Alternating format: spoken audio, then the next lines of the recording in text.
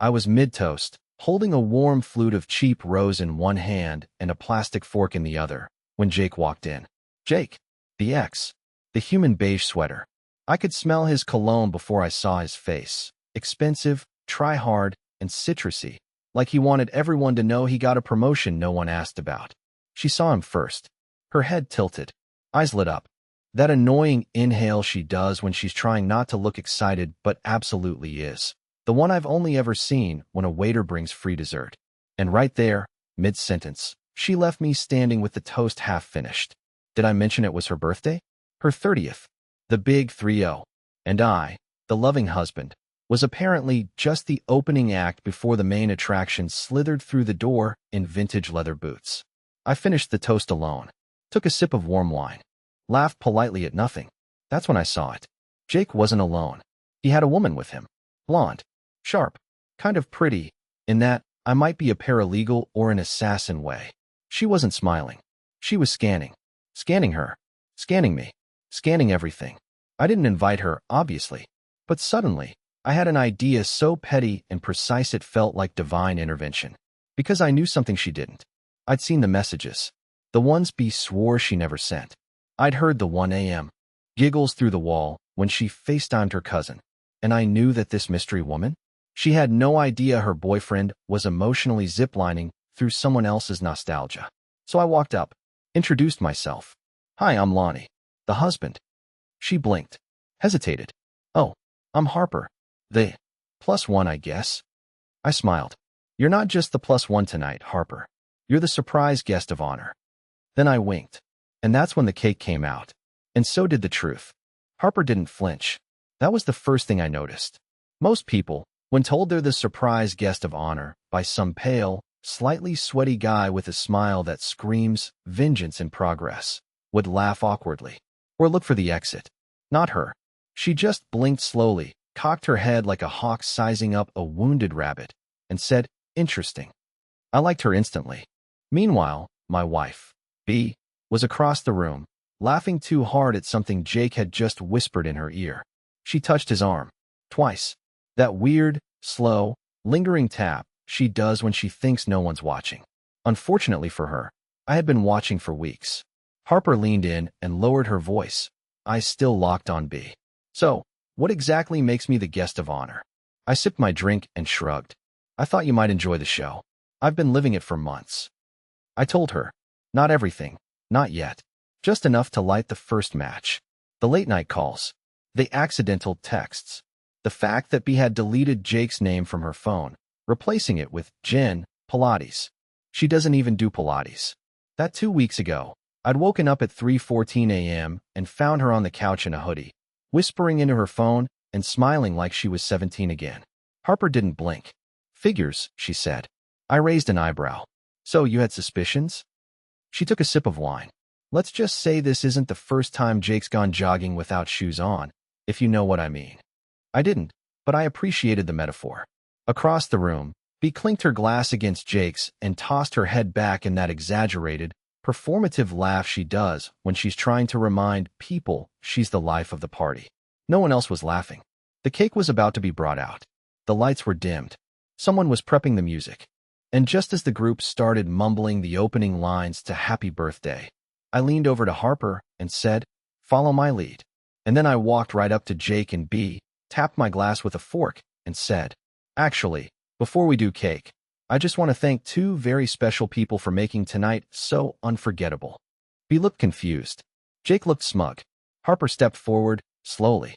I smiled, lifted my glass again, and said, to B and Jake, may your lives be as half-baked as this cake. For exactly 4 seconds, there was silence. You could hear the carbonation in someone's champagne. A fork clinked nervously against a plate.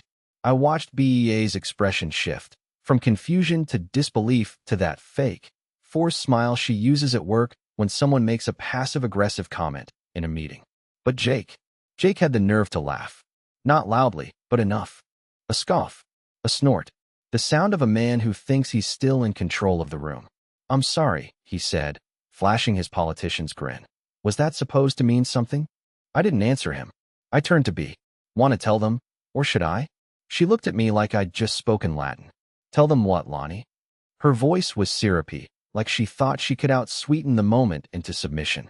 I stepped aside and gestured to Harper, who had now joined me at the center of the room. Her arms were crossed. Her jaw was set. And when she spoke, it was with surgical precision. You've been FaceTiming my boyfriend every week for the last 2 months, B, Harper said calmly. He calls you after midnight. You talk about old times. You said, and I quote, I wish I'd never let you go. That ring a bell? The entire room had turned. Someone audibly gasped. Someone else dropped their drink. I think BEA's cousin started recording. Jake raised his hands. All fake innocence. Whoa, okay. Let's not turn this into some weird ambush. But Harper cut him off with a look that could have frozen lava. Save it, Jake. I found your deleted calls. And the hotel receipt from last weekend? You left it in the back pocket of your jeans. You absolute genius. Bea opened her mouth to speak, but for once, she had no words. She looked around, as if waiting for someone to defend her. But the only sound was the slow, awful sputter of the birthday candles still burning behind us, one of them leaning so far it was threatening to melt into the frosting. So I leaned in.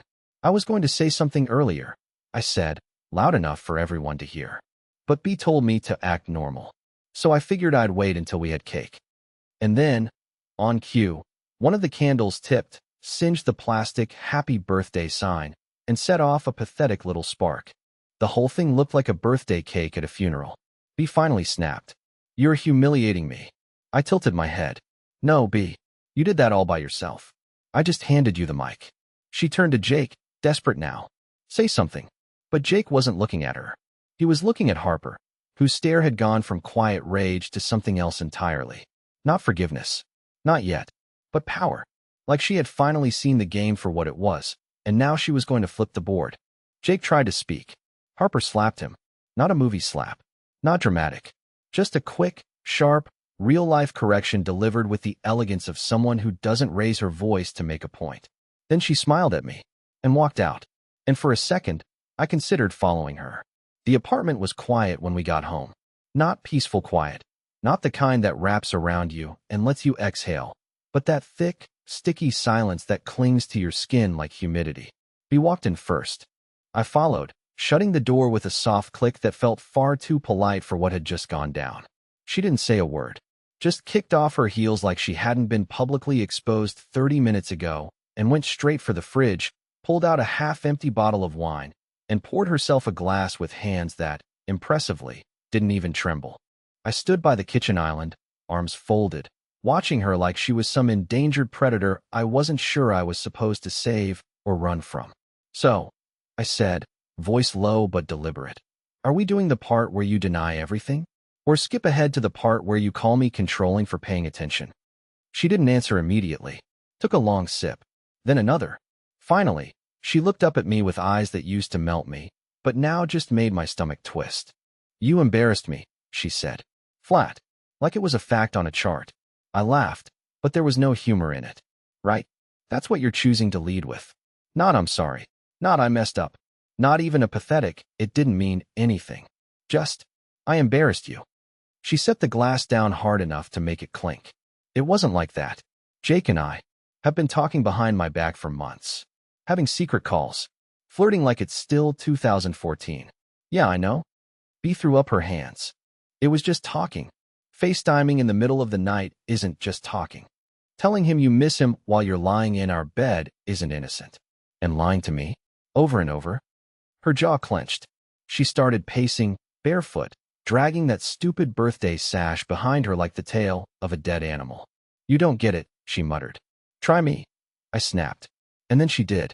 Bea turned, eyes sharp now. Jake listened. He made me feel like myself again. I don't know when we stopped being fun. When we stopped laughing. You got serious. Everything became heavy. I blinked. That was her explanation? That I got serious? Like the rent doesn't show up every first of the month demanding seriousness? Like I didn't hold this woman's hand through 3 job changes and a miscarriage? Like building a life together was some kind of personality flaw? I became heavy because I was carrying both of us, I said quietly. That shut her up. I don't even know why I stayed. Maybe part of me hoped she'd fight for it. For us. That she'd break down and beg and tell me I was still the one. But she didn't. She just stood there, expressionless, while the clock ticked toward midnight like a slow, cruel drumbeat. Then my phone buzzed. A message from an unknown number. "You handled that better than I would have. Want to talk?" I stared at it. No name. Just a number. But I knew who it was. Harper. And I had no idea what she wanted. I stared at the message longer than I should have. It wasn't some grand paragraph. No over-explanation. Just, "You handled that better than I would have. Want to talk?" Simple. Clean. Calculated, maybe, but honest. It sat on my screen like a dare. B was in the bathroom now, probably pretending to take off makeup she hadn't reapplied in hours. The door was cracked open, lights spilling into the hallway like a spotlight I didn't want. I moved to the bedroom, sat down slowly on the edge of the bed, and typed. "Is now a bad time?" It took her 10 seconds to reply. "Depends. Are you still in the mood to be lied to?"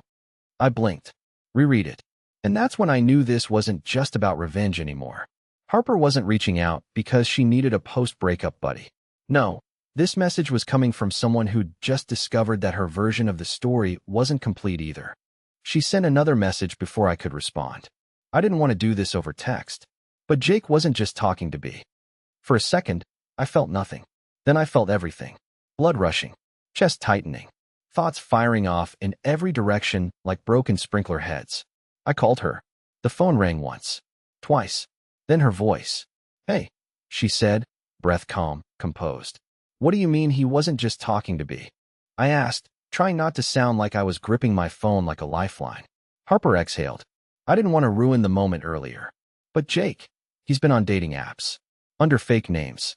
I didn't think much of it until I found a second phone. In his gym bag, he had photos of women I don't know. Screenshots of texts. One of them was your wife. What? Not just old messages. I mean new ones. As of last week. Stuff like, "I can't stop thinking about that night, and he doesn't touch me like you did." That ring any bells? I couldn't breathe for a second. My mouth opened, but nothing came out. The idea that B had lied was already known. But this felt like something else. Not just betrayal, strategy. A level of deception that required effort. They hadn't just slipped into something inappropriate. They'd plotted, planned, sustained it. And yet, Harper wasn't done. "There's more," she added. Of course there was. "I confronted Jake about the phone," she said, voice low now. "He didn't deny it. But then he told me something that didn't sit right. He said B wasn't even the one who reached out first." I stood up, my legs stiff like I'd aged 20 years in 5 minutes. She told me he reconnected with her. That he messaged her out of nowhere. Harper scoffed. "He said she contacted him after your anniversary dinner. That she sent a message saying she wished she'd married someone more exciting. He said she brought up the idea of revisiting old sparks. And he only responded after she messaged twice." That date. That dinner. I remembered it. I had taken her to that overpriced sushi place she claimed to love. We'd even joked about renewing our vows. That night, we came home, drank wine, and fell asleep watching old sitcoms. It was the last night I actually believed we were okay. Now I knew she messaged him after. Not during a fight. Not in a moment of weakness. During a moment of supposed happiness. She reached out to another man from our bed. I sat back down. I didn't cry. I didn't scream. But something inside me cracked like ice under pressure. I didn't know what to say, but Harper broke the silence for me. "You're not crazy, Lonnie. You're just the one who stayed honest. That's your whole problem." I almost laughed. "You say that like it's a flaw." "It is," she said. "To people like them." We talked for another hour. About stupid things. Her dog. My unfinished book. How she once wanted to live in Portugal for a year, but never had the nerve. We didn't talk like two victims of the same crime. We talked like two people who just realized they've been gaslit so long, they started questioning the sound of their own instincts. When we finally said goodbye, it was nearly 3 a.m. I returned to the bedroom. B was asleep, or pretending to be. I didn't care either way. I lay down next to her and stared at the ceiling, wondering how many nights she stared at the same ceiling while texting Jake with a smile on her face and my arm around her waist. The next morning, she didn't say anything. But I had already decided something. I was going to find out just how deep this went. And if I had to burn the whole illusion to the ground, so be it. The next morning was beige. That's the only word for it.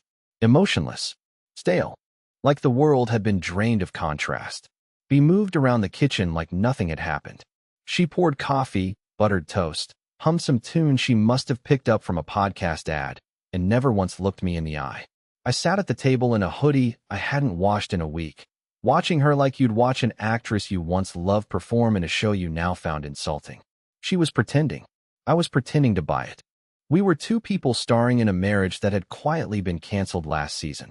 The silence stretched like a rubber band, and I could feel it wanting to snap. But I said nothing. I needed more. I needed proof. Not just for some dramatic confrontation, but for me. I wanted to see it with my own eyes. The full extent. No more suspicions, no more theories. The truth, in print. Ugly and undeniable. When Bea left for work, I waited a full 10 minutes before moving. I wasn't paranoid, just cautious. She had a habit of forgetting her keys and doubling back. But once I was sure the coast was clear, I went into the office. Now here's the thing. I'd already checked her phone before, months ago, when the calls started getting weird. But she was smart. Nothing left out in the open. No messages saved, no photos, no contact names that weren't clean. She'd even disabled backups, which was bold. But her mistake wasn't digital. It was psychological. Bea had a ritual when she was stressed. She'd organize. Junk drawers, spice racks, playlists, bookmarks, and digital folders. She once spent 3 days renaming all her desktop icons aesthetic. So I figured if she was doing anything shady, it wasn't sitting in plain sight. It was hidden in order. And I was right. On her laptop, under a folder labeled 2022 Taxes, buried 3 layers deep behind PDFs of donation receipts and old invoices, was a folder titled Archive_2. I opened it. Inside were screenshots. Hundreds. Some from her phone. Some that looked like they were saved from Jake's. Messages. Photos. Old emails. Even audio clips. Like they were collecting souvenirs of their affair. Like it was a scrapbook. But it wasn't just Jake's name I found in there. There were others. One labeled Cameron, Jan/February. Another one, Denver trip, no names. One folder was just called Emergency. The screenshots weren't chronological. They were curated. Selected. Some were romantic, sure. But others? They were vicious. Conversations where she talked about me like I was some dull inconvenience. Like I was her roommate. Her fallback. One screenshot showed her telling Jake, "He's so careful with money, it makes me want to scream. I could rob a bank and he'd still ask if I used the coupons." That one stung. Not because of the insult, but because of the intimacy. She'd weaponized my kindness. My practicality. Like it was boring. Like being stable meant I was weak. Then I saw the worst one. It was a message from Bea to someone I didn't recognize. A contact named V. If Lonnie ever finds out, I'll just say it was emotional. He's too passive to push back anyway. I can flip it on him. Say he's distant. He'll believe it. He always does. I read that twice. 3 times. My ears rang. She was planning the defense before I even accused her. Not just lying, strategizing. She had a script ready. A fallback narrative. I wasn't even a husband in her mind. I was a chess piece she could move and sacrifice when needed. I sat there for 20 minutes, just breathing. Trying to process the way my life had somehow become this. A hunt through digital evidence, just to prove I hadn't imagined the erosion of my own marriage. But then my phone buzzed. "Harper again. Can we meet? I found something. And I think you're going to want to see it in person." I texted back one word. "When?" Her reply came instantly. "Tonight. My place. No one else can see this." I didn't ask questions. Didn't hesitate. Because whatever Harper had found, if it made her this careful, this secretive, then maybe I hadn't even begun to understand how deep this thing really went. It was raining by the time I got to Harper's place. Not the dramatic, cinematic kind of rain. Not thunder, not downpour. It was that slow, miserable drizzle that soaks you without you noticing. The kind of weather that feels more personal than atmospheric. Her apartment was in a converted brick building downtown. 3rd floor, no elevator. The kind of place with character and broken radiators. I didn't even knock when she opened the door. She just stepped aside and said, "Come in." I hadn't seen her since the night of the party. Something about her was different now. She looked tired, yes, but also steadier. Focused. Like someone who'd spent the last few days tearing wallpaper off a rotten wall just to prove she wasn't crazy about the smell. The apartment was warm and smelled faintly of bergamot and printer ink. There were papers everywhere. On the counter. The coffee table. A few printed screenshots hanging from magnets on the fridge, like she was solving a case that had no detective assigned. "I made tea," she said, already walking back into the kitchen. "Don't ask why. I just needed something hot to hold." I followed her in and sat at the edge of the couch like it might bite. "You said you found something." "I found a lot of things," she said. "But one in particular changes the whole context of, well, everything." She handed me a folder. An actual manila folder. Inside were printouts. Some of the messages I'd already seen. The ones between B and Jake, or the ones B had kept on her laptop. But then came a page that stopped me cold. A message. From me. From my email. To Jake. Dated 7 months ago. I frowned. I never emailed Jake. Harper nodded. "That's what I figured." So I traced the IP from the headers. "I know a guy who does back-end stuff for a living. It came from your apartment." I felt my stomach drop. She continued. "And then I dug into the metadata. It wasn't sent from a phone. It was sent from a desktop. And here's the best part. It was sent at 2:46 p.m. on a Wednesday, when B was working from home. And you were on site for that seminar, right?" I nodded slowly, replaying the calendar in my mind. I had been at the logistics warehouse all afternoon that day. No phone. No access. No way I could have sent anything. The email was short. Just 2 sentences. "I know about you and B. Doesn't surprise me. I guess she needs a real man now and then." It was cruel. Deliberately worded. Calculated to sting. Designed to sound like me at my lowest. Harper looked me dead in the eye. "She impersonated you, Lonnie. She wrote that email and sent it from your account. Then she used it to justify everything." "Justify what?" "She told Jake you knew. That you'd basically given up. She said you resented her for the miscarriage. That you were punishing her emotionally. And that you wanted her to find someone else so you wouldn't have to pull the plug." I felt like the floor had been pulled out from under me. Because now this wasn't just about infidelity. This wasn't even about emotional affairs or deception. This was character assassination. She had rewritten me. In someone else's story. I couldn't even finish the sentence. My mouth was dry. My thoughts were spinning too fast.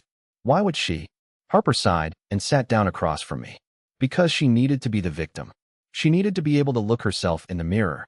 If you were cold and distant and cruel, then cheating wasn't betrayal. It was survival. She manipulated both of us into believing we were the ones who failed her. I couldn't move. Couldn't speak.